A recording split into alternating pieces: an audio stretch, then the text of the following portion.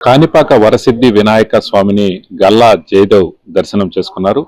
ఆయన దర్శనానికి వెళ్ళిన సందర్భంలో అక్కడ అధికారులు ఆయనకి దగ్గరుండి కాణిపాక వరసిద్ధి వినాయక స్వామి దర్శనం చేయించారు.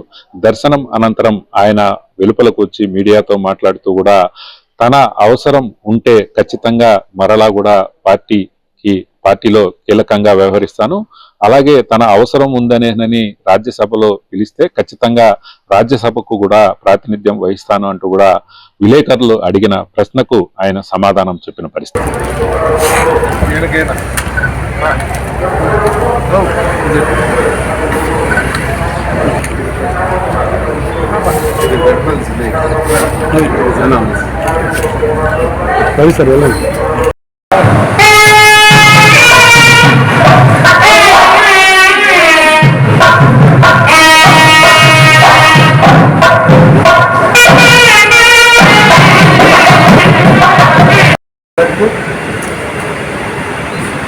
సార్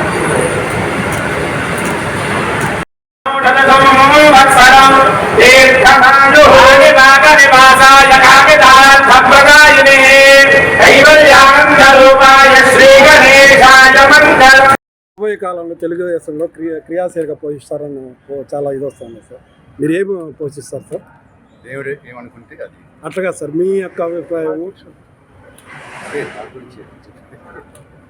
దేవుడు ఏమనుకుంటే అది త్వరగా దాని తప్ప ఇంకేమన్నా మళ్ళా రాపోతారా తెలుగుదేశం పార్టీ? చెప్తున్నాను, దేవుడు అనుకుంటే వస్తాను.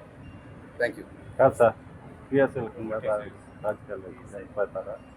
రాజ్యసభ ఇంకా టైం ఉంది, లీడర్షిప్తో మాట్లాడుతున్నాను, చూద్దాం. అవసరం ఉంటే తప్పకుండా రాజ్యసభ నా అవసరం ఉంటే తప్పకుండా వస్తాను.